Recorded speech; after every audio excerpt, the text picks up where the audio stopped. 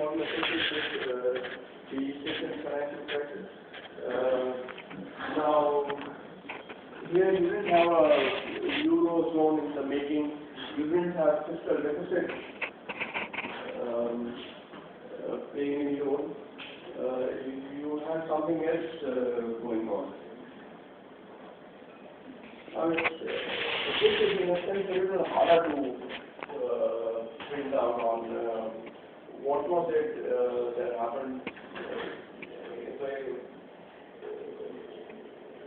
In that sense, it's a more complex story of what had been happening, what were the underlying long-term causes, and what was the trigger. This is something that happened.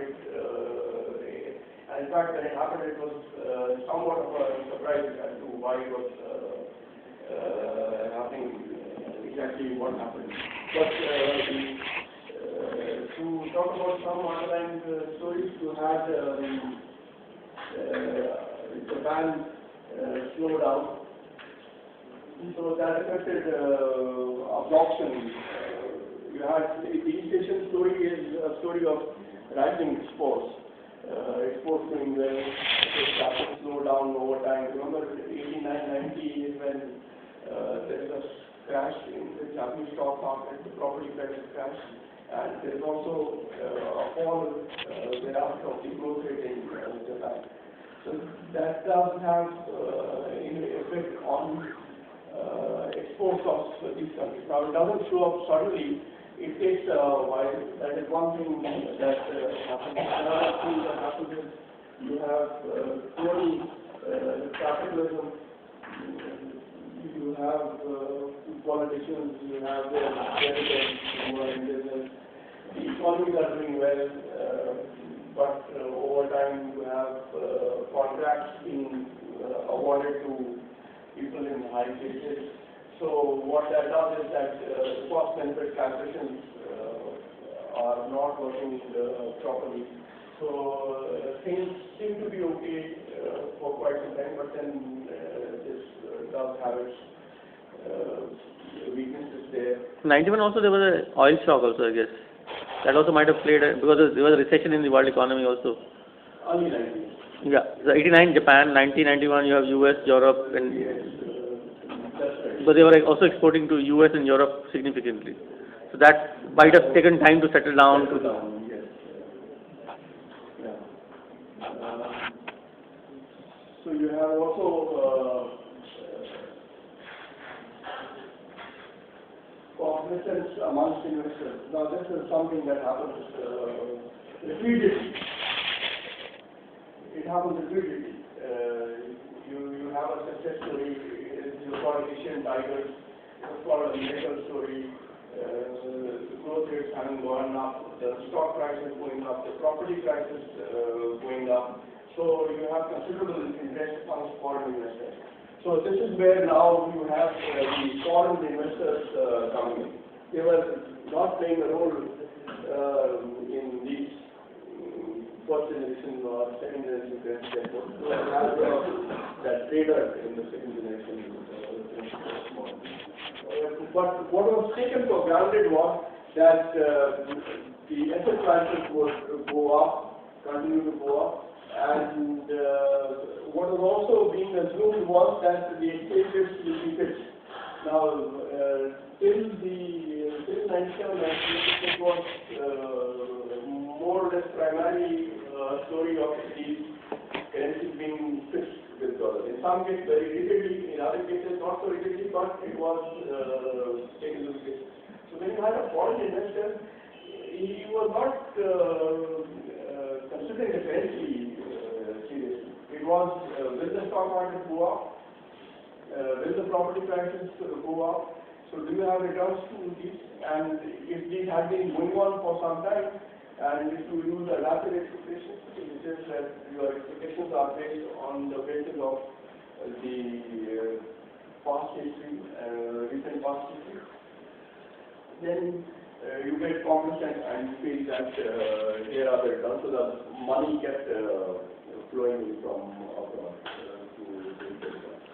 I think around 91 also there was a major Chinese devaluation of the currency. That also might have played a very important, because China is a major competitor in terms of the export market for these countries. So let me not slow down. Events in Japan, China, US, and so this is the external environment which is changing. And these are all export-oriented economies. Suddenly your export market slumps. Yes, yes. Both demand side and also the competition which is coming from China in a very, very big way. Yes. So this is vulnerable real economy. And you also have vulnerable macroeconomic system. And there, I'm primarily talking about exchange rate being fixed. Yeah, that's common all three. Yeah, so that's a common theme in all three. So, which is why at each stage more and more countries have been moving towards flexible exchange rates, with one major exception, which is the Eurozone, which is where you've integrated and not only kept the exchange rate fixed, in fact, you have done away with local currency. So, well, some would argue that it is not a case of fixed exchange rate, it is a different system altogether, it is one currency. Extreme form of fixed exchange rate. So, of course, in the last 2 years or so, there has been criticism of having one common currency for Europe. Many have been very vocal on this, and we have argued that if only Greece and Spain had independent currency of their own, the problem wouldn't have gone as far as they have. So even in that respect, there is some criticism of the fixed exchange rate. So it seems the world is moving more and more towards flexible exchange rate. So it's more like not a fixed exchange rate as such, but overvalued fixed exchange rate is the problem. Yes, overvalued. Because China is the other extreme, which possibly is, or Japan for that matter. Sure. You undervalue the fixed exchange rate so that you have a huge surplus. Then different sort of problems will come in, which will have the fourth currency crisis possibly. That happened in UK also, overvalued.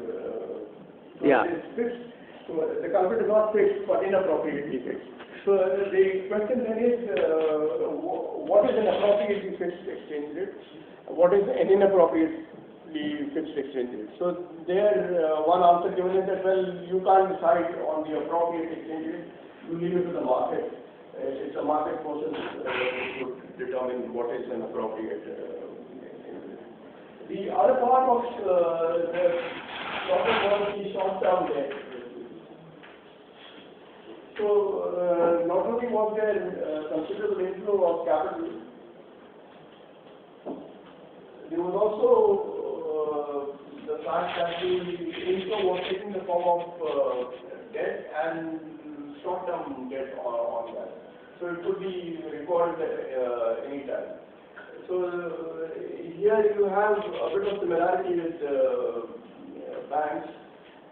In banks you have demand deposits. You can walk into a bank anytime and withdraw from your current account or from your savings account, and in practice even from your fixed deposits. You just need to make a request, and banks are supposed to redeem that. It's not as a matter of legality, as a matter of norms that are followed in the marketplace. So if there is a sudden rush to a bank withdrawal, even if the bank is solvent, it creates a huge liquidity problem for a bank, and you could have a solvent bank turning insolvent because of the pressure to redeem at short notice. Something similar was happening in East Asia. You had the foreign investors now suddenly wanting to stop the inflows. So that was the first stage. So you had what Calvin called sudden stop. So this is in a sense where the story begins. begins to unfold. Starting off of inflows.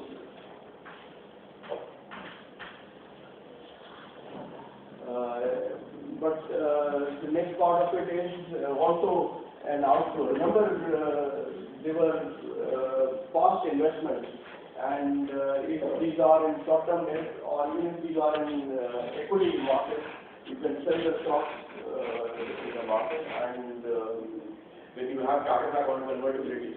So that's another part of the picture here, that you could convert from the Thai local currency or the Indonesian local currency into dollar any time.